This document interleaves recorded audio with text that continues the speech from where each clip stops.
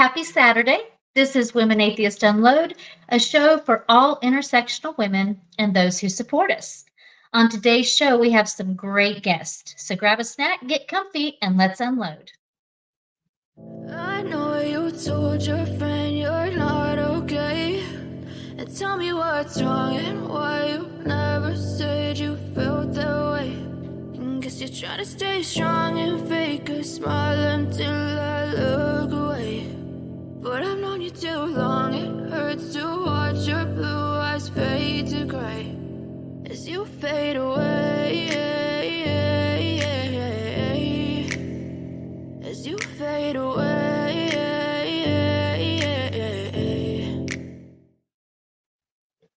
Hey everyone, I'm so glad y'all could join us on this beautiful Saturday. I am very excited because I get to introduce to you all, first of all, Dr. Darrel Ray. Hello, Dr. Darrel Ray. How are you doing? I'm doing good. I know all those people in the interview, in the introduction. That was cool, seeing all those people. I know. Yeah, I miss them all. We don't get together very often. We kind of take turns and so forth, but they're all wonderful, great women. So the next person that I have is, everyone knows her as Godless Liz. So hello, Liz. How are you doing? Great. Thanks for having me. I am so glad that y'all could join us today. So today's discussion, and I need to say that I am having some technical difficulties, so y'all just bear with me. So we are going to be talking today about sex and religion, sex and God. And I'm very interested in this topic because I grew up as a first to Seventh Day Adventist, and then I became a Southern Baptist later on, and then a Buddhist. So I've kind of traversed a few things.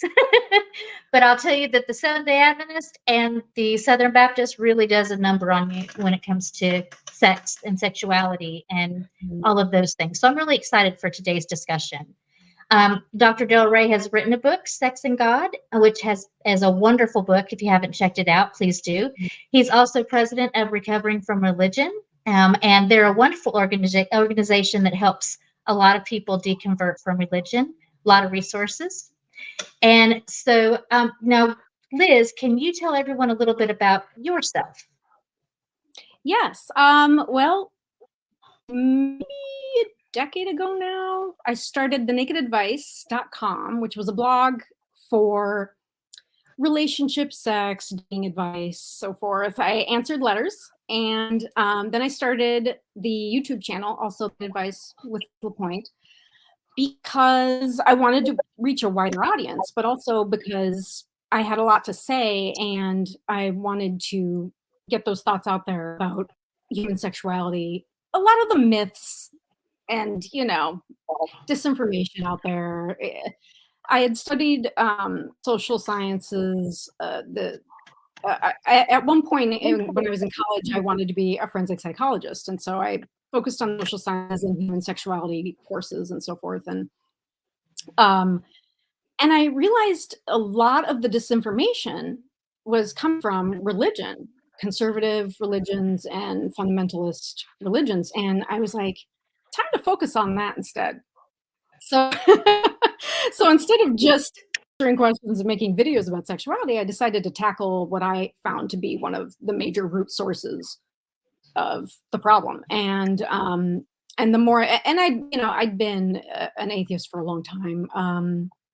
I did grow up in a very conservative Christian. You know what? I could put my upbringing in one box. It's actually complicated and ridiculous, actually.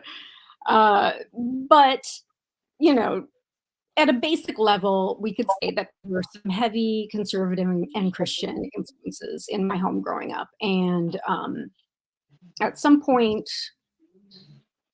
probably 25 years ago, I realized I was atheist. And so anyway, forward. And once I decided that was what I wanted to focus on, Godless Liz was born. And so I decided to take to Twitter with it and just started tweeting my thoughts on thoughts and my opinions and facts on religion and cults and I'm sorry if I'm rambling. If you want to jump in, go ahead. But that helps a lot. So thank you. Yeah. So I want to ask you, Darrel, how did you come about thinking about this particular topic and deciding to write your book? Well, I'm a psychologist, and I had many people in my office having issues. Probably 3/4 of the people that come into my office over the years had some kind of issue related to sex, and the pattern seemed to be there. As Liz has already noted, there's seems to always be religion underneath it. And after I wrote the God Virus, my third book was the God Virus. I really I got a hell of a lot of feedback about chapter 5 in the God Virus. And that chapter was on sex and God, just the chapter on it. And I realized that there's a hell of a lot of a need for people to understand how religion undermines human sexuality in so many ways. So that's what led me to that. And of course, I've been studying sex and sexuality since I was 12 years old. So I've always been interested in sex. So I can say the beginnings of this book goes back to when my mom caught me masturbating at 12 years old.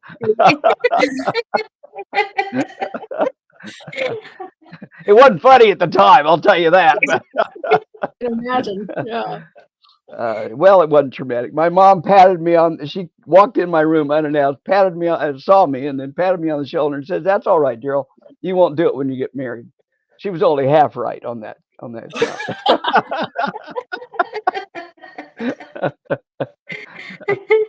And I haven't stopped ever since. It didn't slow me down. Of course Hell not. no. Right.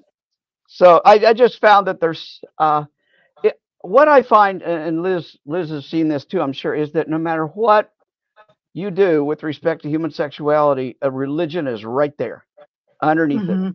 And we live in a very puritanical, sex-averse, crazy message stuff in purity culture in our culture.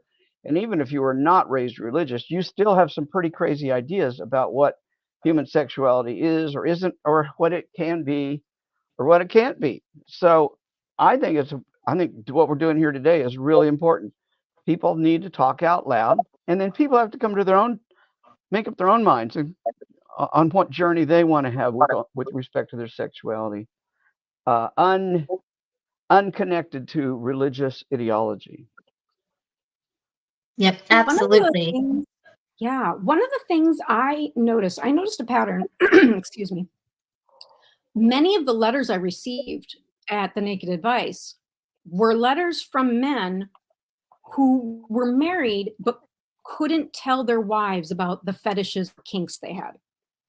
I have a fetish for this. I have a kink for this. How do I tell her? I'm afraid to lose her. I'm afraid she'll be upset. I'm afraid she'll think I'm crazy and weird. I'm afraid we'll get divorced, that kind of thing. How do I introduce this to her? How do I convince her to try it? All those questions, right? Mm-hmm. And oftentimes they would talk about being virgins when they got married in the letters, or, and there was a common pattern of religion, fundamentalist conservative types of religion tend to encourage young people to get married, but that is a huge decision to make without being fully informed first, or at least as informed as you can possibly be before you make that lifelong decision. They are discouraged from making informed decisions.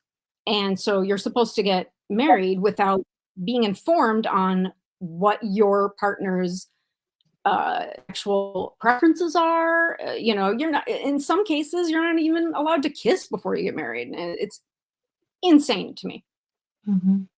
Encourage people to basically be at the level of a child's sexuality when you're supposed to be getting married. Magically, that's all supposed to go away. It's supposed to become all hot and magical and amazing once you get married, and end of story. Perfect, happily ever after. And that's clearly not the case in most cases. Right. Yeah. It's funny when you were saying that, I remembered something that my dad said to me. By the time that I got married, my parents were no longer religious. First, they just didn't go to church, and they said God could be anywhere and everywhere. So why do you have to go to church? And eventually, it was like, no, we don't believe anymore. It took me a little bit longer, but I remember when there was a possibility of me moving in with my boyfriend, who eventually became my husband, and I was concerned about, some of those things. And my dad said, well, you wouldn't try on a pair of shoes, or you wouldn't buy shoes without trying it on first, right? So you might want to just try this on.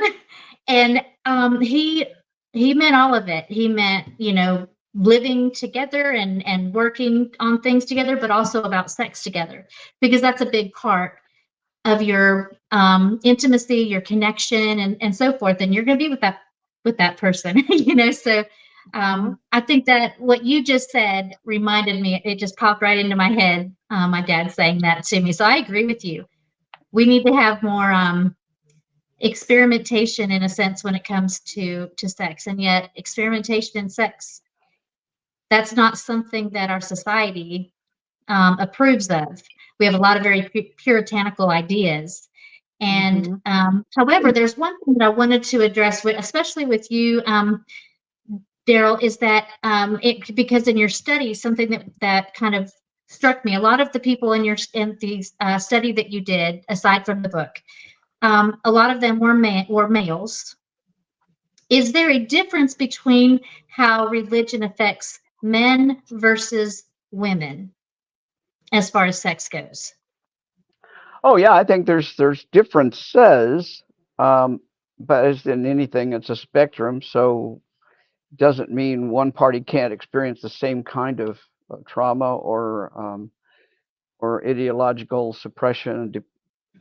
So anyway, the short answer is yes, there are differences, but both sides seem to experience their own. I think women in our culture and any patriarchal culture are going to have a seriously different sense about sexuality than men are, but simply because we shame women for their sexuality, for their sex drive. In fact, I write in other places. I've even given a talk on this. There's a simple test you can get online. It's called the Socio-Sexual Orientation Index.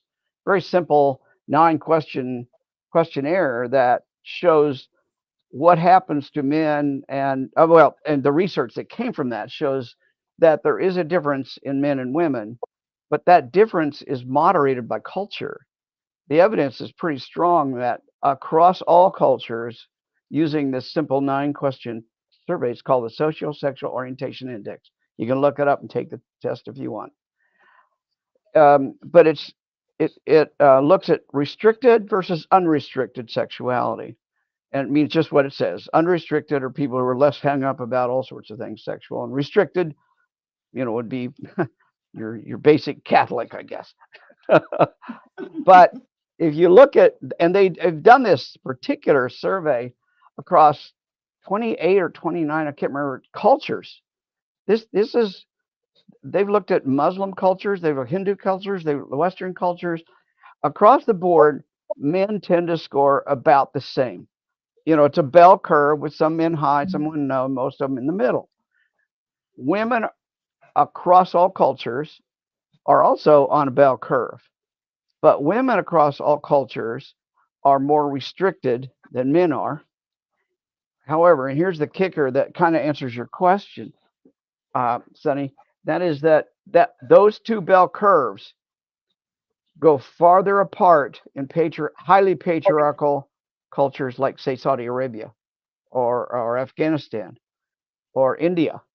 But when those cultures are more inclusive and women have more power, those two come much closer together. So in Sweden, in Northern Europe, Denmark, the same test shows that the bell curve for women and the bell curve for men overlap hugely, like 80%. So we can see just in that kind of research that men don't seem to change in their sexuality once they become adults, but women are suppressed in sexuality once they become adults, and that can change based on how oppressive the culture is. I don't know, is that clear as bud? Yeah, no, it actually makes a lot of sense. It actually does make a lot of sense. I even think for those of us who come out of religion, or I think in our culture in the United States, even if you have never been religious, there is a cultural sense that women, if they express their sexuality at all, they're looked at as, slutty or whatever. Whereas men, it's like, they're uh, testing out the waters. They're doing what guys do. And so I think in our culture, it tends to be. I don't think that we are as far off as the like Saudi Arabia per se. But I would say we're not in the middle between them and Norway. Is that correct? Yeah, it's pretty much correct. Or Sweden. Now you have to make a little cutout because Malmo, Sweden, has had a huge influx of Muslims over the last 20 or 30 years. So that's a very oppressive area for women. I mean, women have been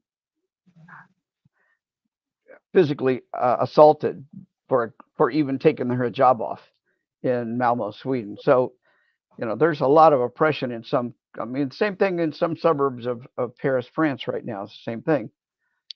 But the fact is, we've got, even within the United States, that same survey will show that women are more restricted in their sexuality in, say, Mississippi than they are in Massachusetts or in California. So we can actually see the difference right within our own nation, our own culture right now. By the way, that survey, if your listeners are interested, you can find, just do sexual or called secular sex and secularism. That's the title of the survey, and it's available as a PDF online. And it was 14,560 people took the survey. It had 69 questions, and that was accidental, by the way. And out of those, we learned a lot, which we can talk about more. But I just wanted to let people know what you were referring to as it was a huge research project, very interesting research, and very unique. Nobody had ever done a study like that. Yeah, when I came across it, I was fascinated by it. I even enjoyed the things that you put at the beginning, the apology and the thanks, or all of that kind of stuff. I just thought it was very fascinating the way that you did it, the methodology, and anyway, y'all need to check it out. It's absolutely wonderful, and I think it's a great thing to have while you're reading Sex and God, or at least having close by, because I think that you can glean a lot from looking at both of them. So thank you for doing that work. So for both of you, I was curious though, when you deal with people who are having those, issues with their sex, and does religion come up like right away for whenever you're talking to people, or is it something that is like an aha moment for the client later on down the line, if that makes sense? What's your experience, Liz? Well, it was almost never discussions, because in my experience, it was letters that I was receiving or commentary, under the videos on YouTube or something. So in most cases, though, their religion was brought up, almost as if they needed to explain why they were inexperienced sexually when they got married, or to explain why, the wife didn't know about the foot fetish, or, things like that, right? And so usually it was, I was raised in a strict, such and such home. And so, yeah, religion was often brought up in the letters, not every single time, but in most of them. Okay. In my experience, as people brought their problems into the office, it took them a long time, and maybe even a little bit of coaching on my part to help them start seeing some connecting the dots, I guess you would say. They've oftentimes, so I was raised in a very restrictive home. They wouldn't say I was raised in a fundamentalist home, but that's really what they they were saying. It took a little while to get that out of them and then help them to start exploring it. I wasn't there to tell them what to do or how to do it. I was just there to help them explore, of course. And it was going back to what Liz said earlier. What I found was many people are having sexual difficulties. Were having sexual difficulties because they had married under what I call the Christian contract. Christian contract has a lot of fine print, a lot of purity culture fine print. So if you're married under one contract and you don't know who you are sexually, I mean, I don't know how many people I know in life who are, you know, they woke up at age 28 or 30 saying, I've been married for 10 years and I'm gay. I just don't know what to do now. And I see Liz shaking her head. Go ahead. I'm sorry. I didn't mean to interrupt. Well, it's at 18, 19, 20, 21, even 25. You don't necessarily know who you are because you're still not there sexually. Your prefrontal cortex is still developing. And men are 2 years late in that area over women. So there's just so much that's happening. And if you get married at that age and then you change, that's why it appears that if people get married later, they're less likely to divorce because they have explored and experimented. Go ahead, Liz. Well, and purity culture pushes this naive idea that two sexually completely inexperienced young adults can just learn as they go about what they want, right? And that it's all supposed to be hunky-dory because as if we aren't individuals with our own tastes and sexual preferences, and you're supposed to just, compromise and allow your sexuality to be molded by the spouse's desires as opposed to trying to find yourself or your own desires or whatever, right? And there's also this naive idea that oh, sorry, I lost my thought. I was going to say something else and now I completely forgot. So I'll give it back to you. Well, let me jump in and talk about, because I think the notion of a marriage contract is interesting because it's a Christian marriage contract. It almost like by default in this culture. So if you got all this fine print that you're supposed to abide by, like monogamy only, no masturbation, don't look at porn, don't have fetishes or other sexual quote perversions, then you change, you find out at 30 or 35 or 40 that that's not who you are. How do you go about, and this is I think what Liz was talking about, how do you go about renegotiating the contract? It is, right. And my experience, it is really difficult to renegotiate that Christian contract. Because basically you have to throw it out. It's all bullshit. And I've had women come into me just crying their eyes out saying, I caught my husband reading pornography or masturbating to pornography. He doesn't love me anymore. I'm thinking, where'd you get that idea? That comes right out of purity culture. Exactly. I remember being shocked when I heard, now I don't remember who it was. It was a long time ago, but it was a married woman who was upset that she caught her husband masturbating in the bathroom. Well, he's not supposed to do that ever again once you're married. And I'm like, that's what my mom told me. Yeah. It's just so weird. I remember my high school friend, my best friend in high school, right before she got married. And mind you, it was right after high school. Where I live, like way out in a very rural country area, everyone got married right out of high school. I didn't, but I was odd. But I was staying the night with her, and we had gone over to her future husband's parents' home for some dinner or something. And someone, I think it was his older brother or something, let it slip that he had porn magazines. And you would have thought that the world had just ended. Like, my friend walks out of the house and goes walking down the street crying and all upset. The family was all upset. It was like someone had thrown a grenade in the room. And I was just standing there going, what's just happened? I don't understand what just happened. Even though I grew up in very patriarchal, religions, it still didn't quite register with me that having porn magazines equated a bomb going off with everyone being upset. Right. And I felt bad for him. He was all of a sudden exposed, and everyone thought of him as a pervert. And really quickly, I want to say thank you to Robin Wester. She gave us a $2 super chat. This is for having Dr. Ray on for us to learn. Thank you so much, Robin. We appreciate you very much. Okay, back to the discussion. I just wanted to grab that really quickly.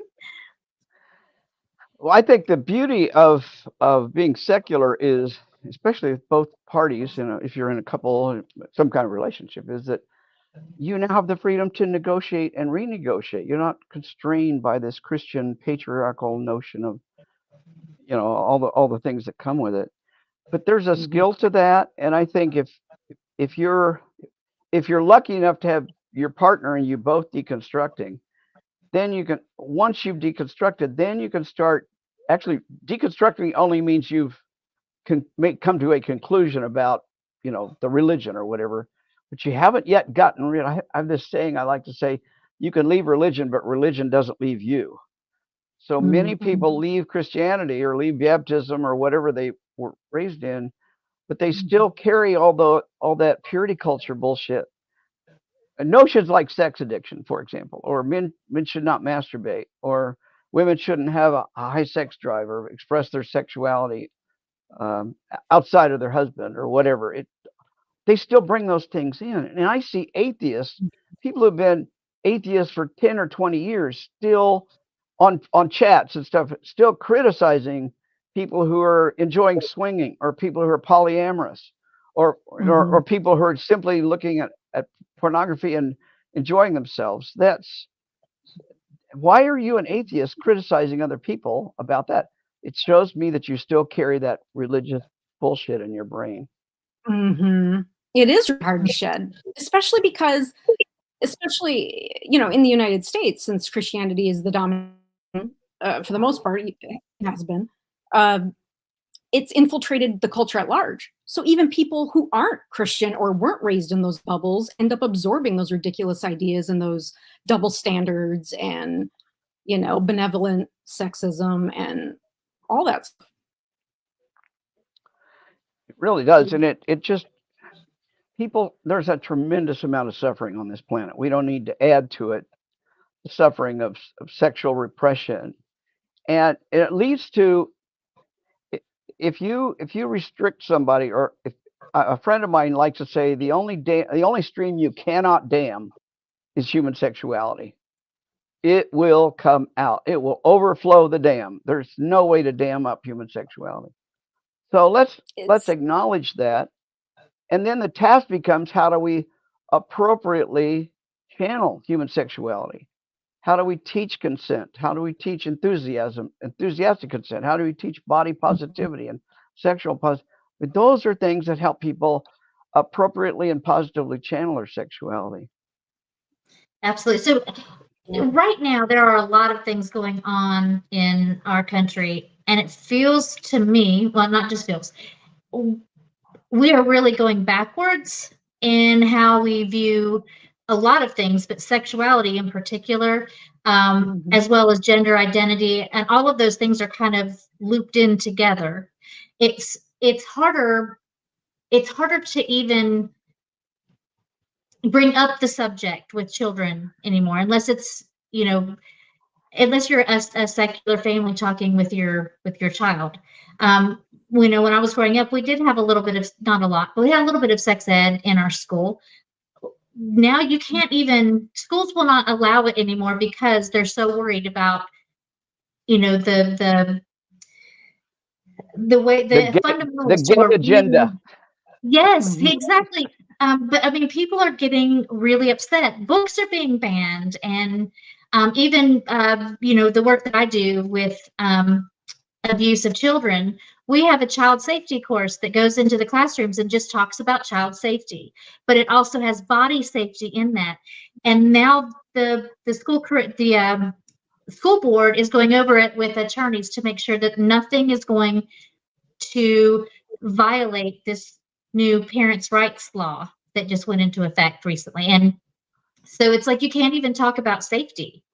So what do you guys think about how the dangers of where we're going as a country on this topic? And do we have a chance of recovering from this? I'm very hopeful for the future. I think what we're seeing, the regressives who are trying to take us back and trying to undo, no fault divorce, all those crazies. I think it's possibly like their last breaths, basically. It's like they're grasping. They know that the numbers are declining. People, the nuns, the non-religious affiliation, it's rapidly growing. Atheists and non-religious people are rapidly growing in the country, and they're seeing the emptier pews. They're seeing, and so this is their no, wait, they're freaking out, trying to climb the ranks, and Christian nationalists. And I think because of the fact that our numbers are growing, that gives me hope. I think we're not going to go back 200 years. I totally agree, Liz. I'm very hopeful, and I know it's scary right now. I'm not denying that. Yeah, there's no doubt about that. However, if you look at the last, I believe six elections where reproductive rights was on the ballot, reproductive rights won. I live in Kansas. Can you imagine a more Republican state? Yeah, there might be one or two, but not many. And yet last August, reproductive rights were on the ballot. Our Constitution allows for abortion, and Republicans wanted to change our Constitution. Well, they knocked that down by 59%. We almost got 60% of the people voting against the Republicans, and that's in a Republican state. There were counties in western Kansas where 40% of the people were voting against that, repressive constitutional amendment. And that's, the farther west you go, the more Republican it is in my state. So the most conservative places in the state still had significant numbers of people voting against it. So that gives me hope. Well, that gives me hope too, both of what both of you said, and it makes a lot of sense. So going back to your book, Dr. Ray, I was curious when you were, well, let me see how I'm going to say this. I was curious about the effects of religion on the brain, and when people are developing their own sexuality, they're finding out who they are. How does religion impact their brain in that way? When I'll back up just a hair. When I write a book, I intentionally write it to be scientifically valid for at least 5 years. So when I do the science in a book, I'm really, really trying to deep dive to make sure 5 years from now I won't be found to be an idiot. But in this case, the science that I have in Sex and God hasn't changed. And I published the book 12 years ago. It's as valid today as it was the day I wrote that book, or what day I published it. So one of the areas I talk a little bit about in the book is the brain. But since I published the book, there's a bunch more science that's come out. We're now seeing a lot more understanding of what's going on to the developmental brain. And part of that is because of the new research that's just come out in the last 5 to 15 years on trauma. And I'm not talking just religious trauma, I'm talking about trauma. And as we understand trauma and the way the brain forms or responds to trauma, we can see that adverse childhood conditions, adverse childhood experiences can really impact the developing brain. So a child who is spanked at 3 years old for not learning their Bible lesson, or abused in some way by the parents, that has long-term consequences into adulthood. And again, I'll refer our listeners to another simple test developed by the Center for Disease Control, the CDC. It's just called Adverse Childhood Experiences. Google it, and then take the survey. you may find that you experienced some adverse childhood experiences in your life. It doesn't mean you're traumatized. I want to make that distinction, but it means you were put into a situation where many people would experience trauma. Well, that has an effect on the way the brain develops from that period on. Things like, how does the amygdala wired? How's the hippocampus wired? How much are you being hyper vigilant in your environment? Because a 5-year-old who, think about this, if you're in a family with a couple parents who are fundamentalists and they are prone to abusing you for not being properly religious, there is nowhere for you to escape. You can't go to your bedroom. You may not even have friends that you can talk to. So in terms of human brain development, that inability to escape means the brain has to rewire itself for safety because it feels existentially dangerous. It feels like this could be life-threatening to the child. Now, the child doesn't know that it's not life-threatening. All the child's brain thinks is this feels awfully, awfully dangerous, and the brain wires itself in that way. So you get adults that are hyper-vigilant around stuff. It's like the soldier that came back from Iraq, and every time, and he saw his buddies get blown up by an IED. Well, every time the firecracker goes off, he hits the ground because he's got PTSD. Same thing is going on with children who were religiously exposed to trauma. So that's how the brain. I could go in a lot of detail, but I'm not going to bore you with that. I did give a talk. You can go Google it. Just Google religious trauma and your brain. I've got 2 talks on YouTube that'll go into great detail about the actual what's going on in the neurology.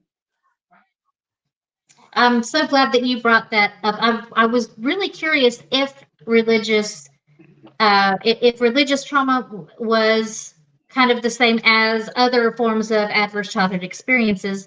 That's kind of my jam right there. The work that I do, I'm very much immersed in ACEs. We give all of the kids that come through an ACEs test, and we give their parents an ACEs test. Good. Because it helps them to understand why things are happening in their life. I mean, like a parent that has heart disease and is obese, they most often have 4 or more ACEs.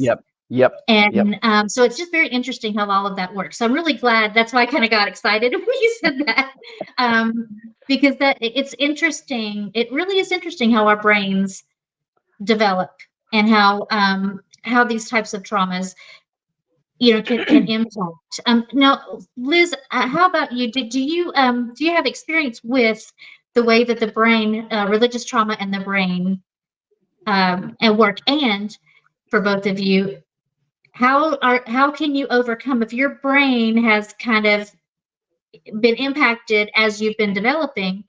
How do you overcome that? I don't know if I can speak personally, like personal experience on this, but related to the letters and the people who wrote to me on the Naked Advice, often wondered, and I have no clinical sources I can think of to back this up, but I've wondered if severe sexual repression from religious trauma during an upbringing can spark a fetish develop in a way that is, it's like the brain's response. It's like the brain's way of adapting to, well, I've got this urge and it's natural and I want this thing, but the brain's like, okay, but you're not going to satisfy it and you're not allowed to and you're repressing it. So it has to come out somewhere. It has to come out in some way.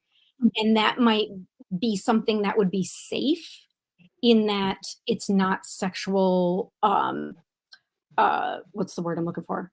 Something that would be sinful, that would be sexual intercourse with, was it sex, or, you know what I'm saying? Like, in other words, what if there's something about the sexual repression from religion that causes someone to go, oh, I know what would be safe, being attracted silk jays instead. It's not a sin. I don't know. You know what I'm getting at? Like, it might not be a thing at all. I don't know. I'm just saying, I've often wondered if there's. Well, I'm going to jump in and say you are really onto something there. I've had the same observation, Liz. Yeah. And there is actually some science. It's not solid yet. I think there's room for quite a bit more research on it, but I've seen the same thing. And here's another interesting thing. Fetishes are much more common among men than they are among women. It doesn't mean women don't have them, but they have them at a much lower rate. It appears they have a much lower rate. Women have there's a whole different cycle for women than there is for men, generally speaking.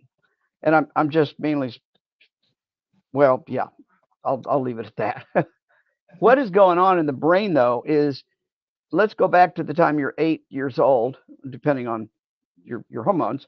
But when the hormones start flowing at 8, 9, 10, 11 years old, there's pairing going on between the environment, what's in the environment, and what you're experiencing inside.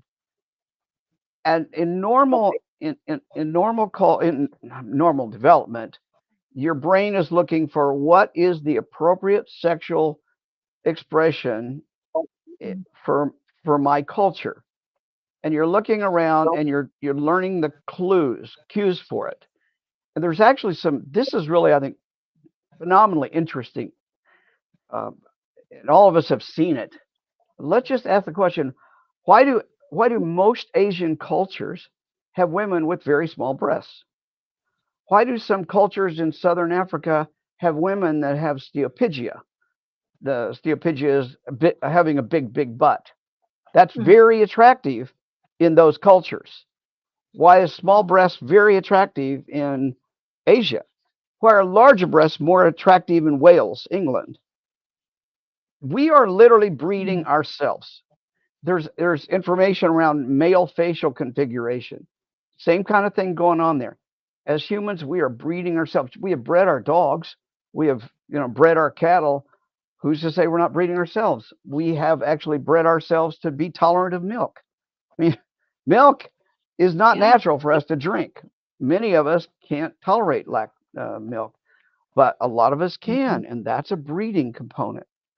So what is happening is the child at 8, 9, 10, 12 years old is looking around and saying, what is appropriate in this culture at this time? And that is an important thing, because if I want to be a successful mate in the future and have children and grandchildren, I have to learn what's appropriate in the culture at this time. Well, so let's imagine the window to my brain is opened up. What happens if the window sees or experiences certain things, like my father catches me masturbating and he spanks me? Or it could be for the girls of girls as well, but it seems to happen more on the male side. What many men report to me that I was punished at this age and it gave me a fetish around in this area, or I had a negative sexual experience at 12 or whatever. And you can almost trace many fetishes back to a very specific event. I'll give you an example.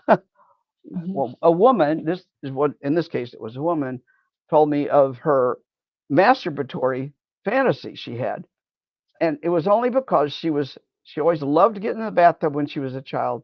And one day she found that as she ran the water from the faucet down and it touched her clit, it stimulated her and she loved the way it felt. And so from that point on, whenever she masturbates, that's the image she has in her head. She's in a bathtub with the water pouring on her clit. Now, and she was 50 years old or over 50 when she told me this. That is the way you see it, in a lot of people. They have created what stimulates them is a result of where their body and brain was at the time the hormones were flowing. I could go on and on about this, but Liz, I think that's why we see fetishes at certain kinds of fetishes, whether it be foot fetishes or spanking fetishes. I don't know. I had a lot of people tell me they had a spanking fetish, and when we explored where that came from, it goes right back to when they were 12 years old. Mm-hmm. And they got spanked. What? Pardon? I said that makes perfect sense to me. that would definitely happen. So the second part of that question was, how do we, if our brains have been changed by religious trauma, especially where our sexuality is concerned. And I don't think that I want to make this caveat that fetishes are bad things. I think they're totally fine as long as they're not hurting yourself or someone else. But for some of the negative aspects, how do we then overcome those if our brain has been, changed in that way when we're developing? Well, what you're asking, I think, is it's always related to culture, because if culture is disapproving of that, whatever that is, then we have to then ask the question: is that objectively right or wrong? Is it objectively wrong for me at a foot fetish, for example? Is it objectively wrong for me to want to be spanked by somebody while I'm tied up? Those things, there's nothing wrong with those things. Where did the fetish come from? Well, maybe because I got inappropriately abused as a child. There's two things you can say. It's normal and I can express it. I need to express it in a safe and consensual way. And second, if it causes me emotional problems, maybe I need to go see a therapist that understands how to work with childhood trauma or with trauma, period. Just because I have a fetish does not mean I was traumatized.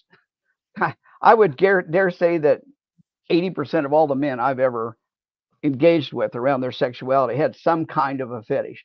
I don't think 80% of the men had experienced trauma, but they did experience something at 13 years old or 9 years old, whenever. And if you really dig down, you can oftentimes, not always, oftentimes find the moment they acquired that fetish. Brains I don't know if you're familiar with the notion of imprinting, but okay, so if you know what imprinting was, it means the brain is imprinted with something, and it's imprinted usually at a very specific time when the window in the brain is open to that particular developmental piece. For example, language. Language is imprinted on your brain from the time you're about born until you're about 12 years old. And then the window closes. And it's harder and harder as an adult to learn language for most people, not everybody. So that shows us the window closed there. And there's a lot of windows that open and close for the human brain, developed on depending on when the human's brain, where it is in its developmental cycles. And that window is open for human sexual development when the hormones start flowing, 8, 9, 10, 11, 12 years old. And it opens up till about 17 or 18, 19 years old. And then it starts closing down again for men. And that's when they acquire most fetishes, in my experience. I could talk, there's a whole nother pattern for women, but I'm not talking about them just yet. We can come back to that. So one of the reasons I started to tackle religion as a source of all these topics we're going on about is because I started to make the connection that a lot of authoritarian religions actually create the problems they claim to be the answer to. They claim we're the answer. You just need God or Jesus or whatever. You just need this, or you need to be religious cult in order to. If everyone was in my religion, then the XYZ issues would be plaguing society. Is basically but really it's you guys are actually either helping to perpetuate or exacerbate these issues, or you're creating them. And I think we're getting into the meat of why and how it, we could look at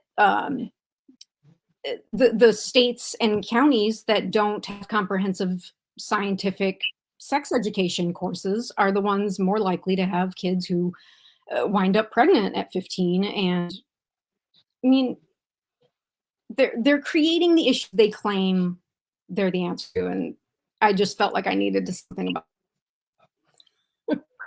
Yeah, absolutely. Can I say amen, Liz? Right? Yes, sexual amen. The more repressive a religion is, the more inappropriate behavior you see from its clergy and from people who are Yes. in the hierarchy. So people say, "Oh, you're an atheist just because you want to be sin and have sex."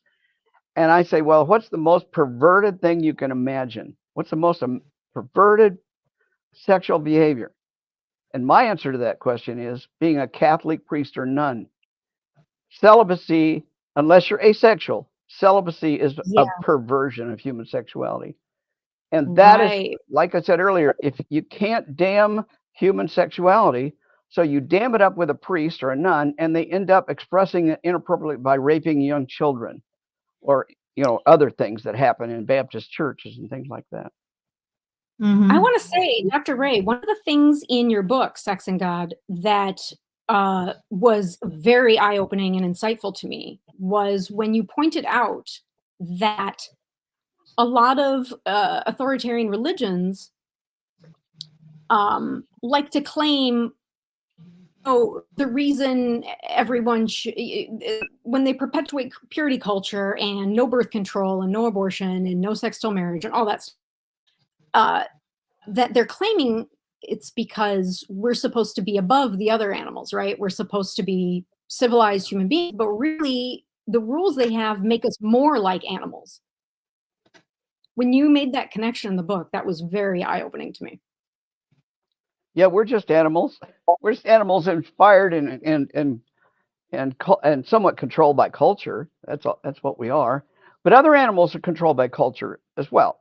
Animals can have a culture. I mean, it's not as sophisticated as ours, but for example, the bonobos, which I talk about in the book, they've got a culture of very promiscuous sex. They have sex right and left, and gay and LGBT. They've got all sorts of LGBTQ stuff going on within the bonobos. So yeah, and to contrast that, they're almost identical in many ways to chimpanzees that have a very different kind of sexual culture.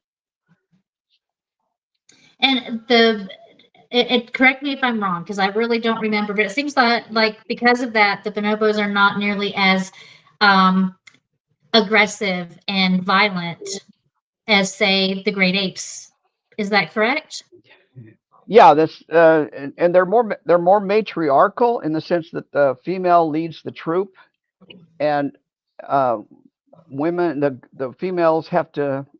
A female adolescent, as she grows up, has to leave the tribe and go find another place to live. Wow. Females have a lot of sex between each other, and the top females kind of govern the sexual environment. And when a young female leaves a troop from troop A here and she goes to find a home in a troop B, the way she gets in is by having sex with the top matriarch of that group. So if you don't, it's dangerous not to have your own clan. It's dangerous in the jungle. So but the females have to leave. They have no choice. They can't stay. On the other side of the coin, the boys stay with their mothers. So that's a cultural component for humans. Do the same thing. Some cultures, the woman has to leave to find a husband in a different tribe. Other cultures, it's the man that has to leave. So it's not unsimilar to what we do, but the female has to leave, and when she goes, she has to perform cunnilingus on the top female of the other troop. And if the top female thinks she does, if the top female thinks she did a good job, then she might let them into the troop. If she didn't, she got to go on and find somebody else. In the same vein, the bonobos are amazing. Go read Hans de Waal's book on bonobos. He's like the world's greatest scientist studying bonobos. But what we found is the bonobos, there's a lot of sex between females. There's a lot of sex between males. If I'm going, and sex is used for a wide range of things within the bonobos. It's mainly used to create bonds and reduce stress. So if I'm walking through the forest and I hear a tiger, I hunker down with the rest of my group, and we wait till the danger is gone. And when the danger is gone, they have an orgy. Everybody starts having sex with everybody else. If I'm walking through the forest and I see a fruit tree, I don't start eating that fruit. I holler and scream and say, come on over here. Here's where the fruit is today. And before we start eating, we pray. No, I'm sorry. They have sex before. Now, wouldn't that be interesting? As humans, instead of praying before our meals, we have sex before our meals. Well, that's the way the bonobos do it. If two bonobos get in a fight, male or female, if they get in a fight, when the fight is over, they have sex with each other. They resolve their conflict with sex. It's a very different sexuality than we see in the chimpanzees, or especially with gorillas. But the whole, as Liz, you know, in the book, I really spend a lot of time looking at other species and looking at other cultures. Because what I wanted to show was Christian sex is really pretty crazy. We're in a very unusual sexual environment for humans. And it's not that old. We have not been doing this for that many years relative to how old our species is. Mhm. So we need to stop looking. What I saw is there's Mormon sexuality, there's Catholic sexuality, there's Baptist, there's Hindu sexuality, there's Buddhist sexuality. None of those sexualities are human sexuality. They're perversions of what we could become. Absolutely. So Oh, true. it's such a beautiful thing to say. I love that. I feel like we could get out a lot of our negative aggression just by having sex. Sex is a much better way of expending that pent up energy that could sometimes happen, and maybe we would be a less violent society. You know, if Putin would just have sex with Trump, then we'd all be better off, right? I'm sorry. I think Melania cut him off a long time ago, so he's in trouble. Oh my goodness. Well, we are getting close to the end of our time. Yes, go ahead. I was hoping to something you had mentioned earlier. Remember your story about cohabitation and your dad, the shoe analogy and all that? Yes. I was thinking about how conservative religious people will push the argument that studies show couples who cohabitate marriage are more likely to end up divorced. And they'll push that to sell their agenda of, see, this is why purity culture is superior, because we're less likely to get divorced. But of course, that's expecting people to not take into consideration the fact that that doesn't equal more happily married. Because maybe because authoritarian religious people are just less likely to get divorced, no matter how miserable they are, no matter how abusive the relationship becomes. That doesn't mean, just because they might be less likely to end up divorced, doesn't mean the cohabitation was, they're assuming causation. Right. In that Absolutely. scenario. Drives me bonkers. It's such a great thing to bring up. You're exactly right, because what I see all the time around me is are women who are being abused, who instead of trying to get out of it, they go to their pastor or they go to their women's prayer group, and suddenly it gets turned to, you need to pray more, and pray that he will become his godly self and he will accept, blah blah blah, all this kind of crap that's not ever going to happen. I mean, it's ridiculous. She'll be the victim. Yeah, she'll be the victim in the scenario, but they're going to put all the emotional, what's the word? Not baggage. What's the emotional? Burden? Yes, into fixing the issues. It falls on her. Yeah, she'll be the one who changes him. She's got to be the one who. There's been research on and off over decades for this, but if you think about it, probably 25% of marriages after 20 or 30 years are happy. 25% of marriages after 20 or 30 years have had one or both partners cheat. The other 50% are miserable. And I just look at my own family. I knew both of my sets of grandparents, four people, in two different couples, and they were both very proud that they had been married for more than 50 years.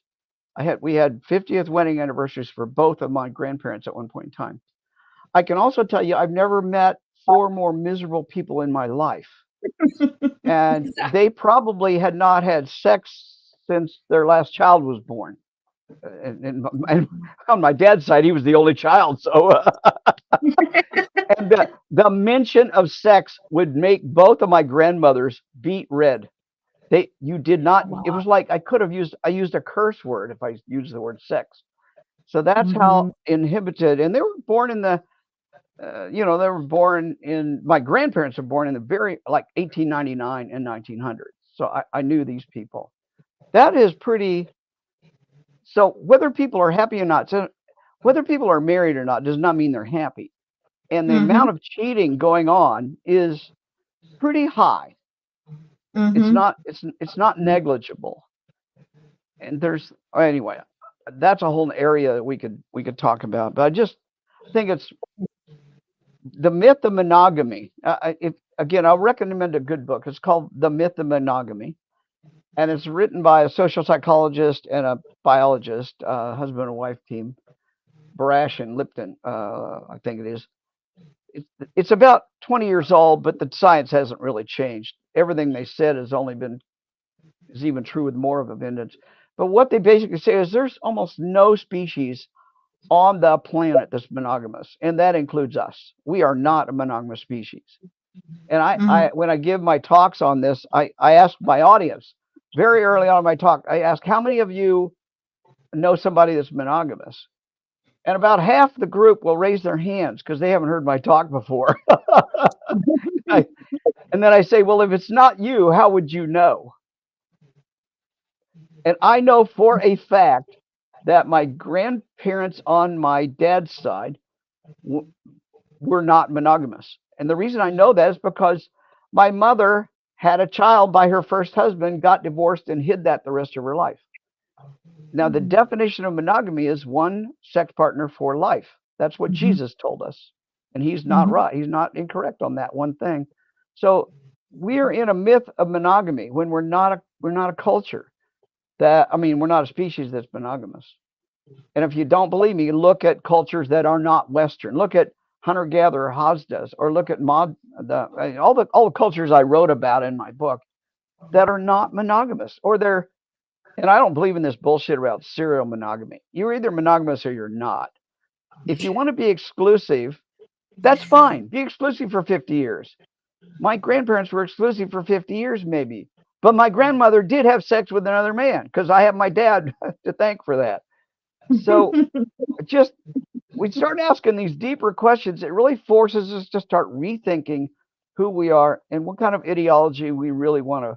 Do we really want to follow that ideology that says sex is bad? Because that's what religion really tells us. At the bottom line, sex is wrong and bad. And it started with the first chapter of Genesis and the damn Bible. Yeah. Yeah, absolutely. I think that's a great way for us to start wrapping up. We're about at our end point. So what I would like to do is get your we have a question. Can the panel explain foot fetish? We kind of did go into this a little bit earlier. I think Liz, you brought it up. Or maybe anyway, I know I'm literally kink shaming if not careful here, but I just don't get it. So I think I could shed some light on this. So there's a doctor, I don't know how many years ago this was. This might have been in the 90s, Dr. Ramachandran. And he was a neuroscientist who discovered that in the mapping of our brain, our body image map in our brain, that for some reason, some people, in our body image map is adjacent to the genitals, connecting those two to be a sexual thing in some people. And he discovered this because at the time he was doing some massive study on phantom limb syndrome, people amputees who still feel like the sensation of their missing body part for some reason.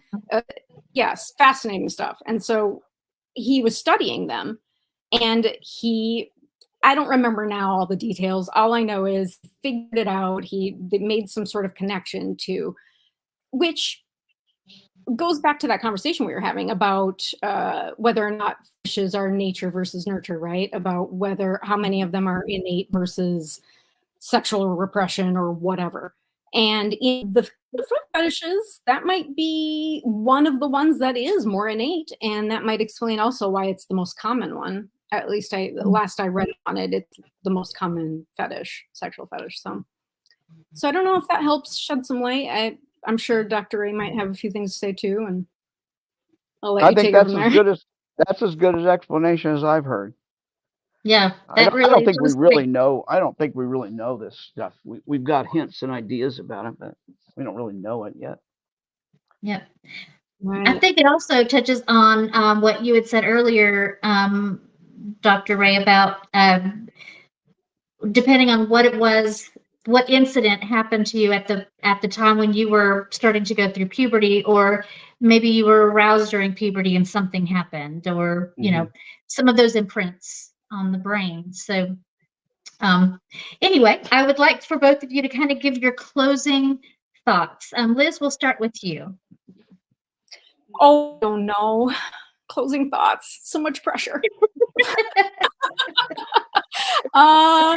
Just, I guess we'll end that I'm really hopeful for the future of America. I think right now we're seeing some icky stuff, and you know, the rise of Christian nationalism, and more and more people trying to pull back LGBTQ rights and women's rights. And we're seeing a lot of ugly coming from certain factions of the country, but I think they are outnumbered by the educated, sane, intelligent, empathetic Americans. So I guess I'll say that.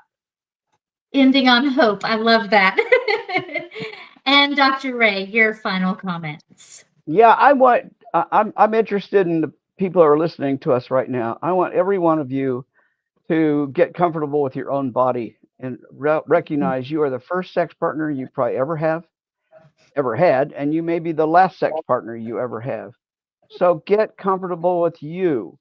And once you're comfortable with you, then you can be a better partner for other people. And if you want to bond with somebody for life, that's great. But negotiate that relationship in a way that doesn't tie you both down to an ideology of sexual negativity. So, and of course, go read my book, Sex and God. I think the last 5 chapters of that book I wrote with people in mind that were in relationships. And those 5 chapters will have you asking questions you may have not thought to ask before. If you were married as a Christian at the age of 20, you didn't ask the right questions then. So that'd be my summary. Thanks for having us on here today, Sunny. Absolutely. Yes. In the back, if we can put his book really quickly up, I'd like for everyone to take a look at that. We really want you to go out and read this book. It's honestly very, very good. There's a lot of research. It's not just talking about what Dr. Ray thinks about it. He has a lot of data and research to go behind it. So it's a very interesting read. So thank you so much, both of you, for coming on and having this discussion. If those of you out there really like this type of content and you want to see more, you can do the easy way, which is just like, subscribe, hit the notification bell, share, all of those type of things. Type in the comments. We love our live chat, but also type in the comments. But if you really want to help us, we are in the process of becoming a 501c3, and that takes money. So we want to thank our patrons, and we would love for you to become a patron as well. We want to thank Eric Ozols, Rion, Deneen Murphy, Dan D, Michael Wiseman, Kathy Cotton, Cindy Plaza, me, Aaron Coalson, Phil Calderone, and Amanda McLeod, and Logan Fisher. You guys help us more than you know. Don't forget to check out our other shows here on Skeptic Haven. On Tuesdays, we have Secular Soapbox. Thursdays, come and join me at the Sunny Spot. Saturdays, we have Global Atheists, followed by this show, Women Atheist Unload. And then on Sundays, we have our call-in show, Let's Talk. And this week, we have, I think it's Neil, the 604 Atheist, and secular rarity. So be sure and check that out. You can come and call in and talk with them. So in the meantime, everyone, have a wonderful rest of your week and always think critically. Bye, everybody.